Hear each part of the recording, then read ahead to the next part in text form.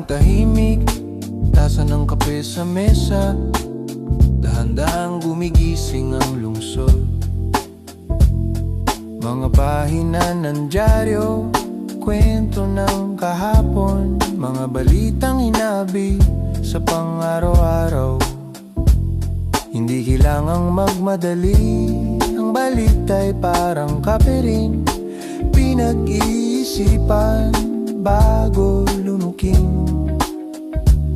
Sa pagitan ng katahimikan,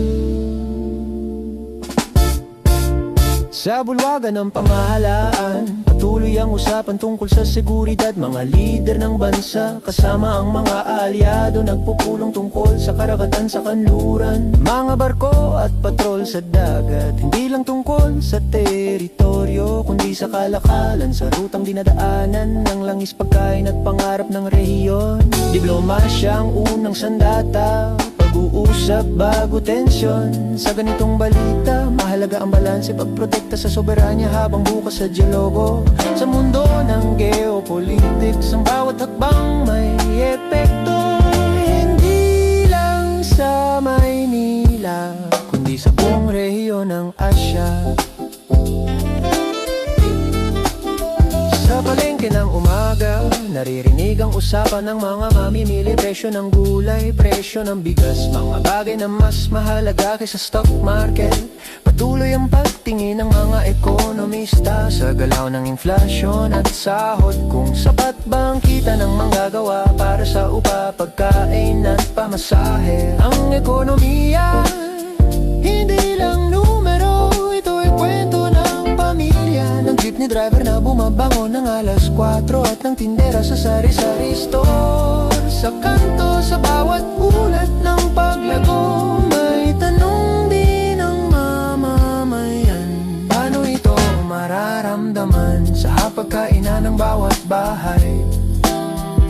Sa mga simbahan at kapilya, tahimik ang pagdarasal ng mga tao, hindi lang para sa sarili kundi para sa komunidad.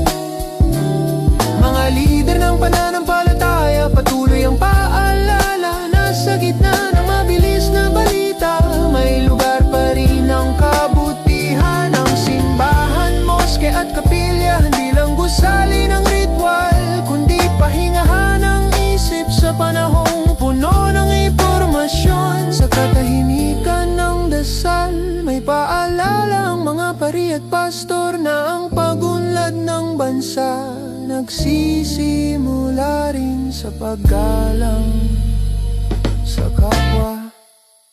Sa mundo ng palakasan, may excitement sa Ilocos Sur, kung saan gaganapin ang Twicore Exact PBA All-Star Weekend. Mga bituin ng liga magkikita sa iisang entablado, hindi lang para sa kompetisyon kundi para sa kasiyahan ng mga tagahanga. Sa ganitong mga laro, nagkakaisa ang mga lungsod, North at South, magkabilang panig pero isang hiyawan ng crowd. Basketball sa Pilipinas, parang musika sa kalsada, kahit saan marinig, laging may sumasabay.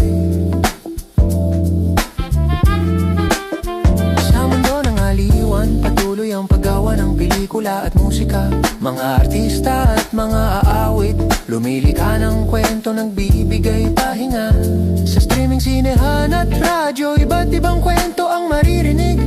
May drama, may komedya, may awiting sumasabay sa traffic.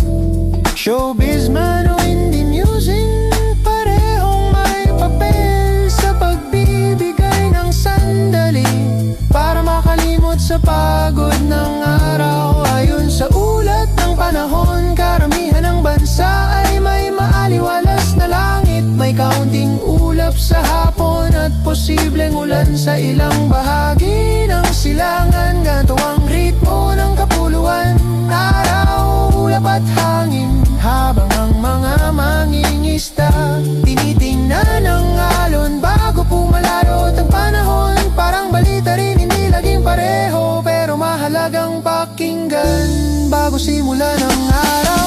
At kagabi sa bola ng kapalaran, isang tiket ang sa jackpot. Tusits ko rido, draw ng pisiso. May nag-uwi ng higit 39 na milyon. Ang kombinasyon ng swerte, titi, trate, digi, ang aksig, parit, at network. Binili raw sa South Cotabato, isang simpleng tiket, naging kwento ng swerte. Sa bawat bola na umikot, may pangarap na nakataya. Hindi man lahat manalo, ang kita'y napupunta rin sa programang pangkalusugan. At sa huling lagok ng kape, unti-unting nagigising ang syudad. Balita ng kahapon, nagiging kwento na ngayon. Sa pagitan ng sip at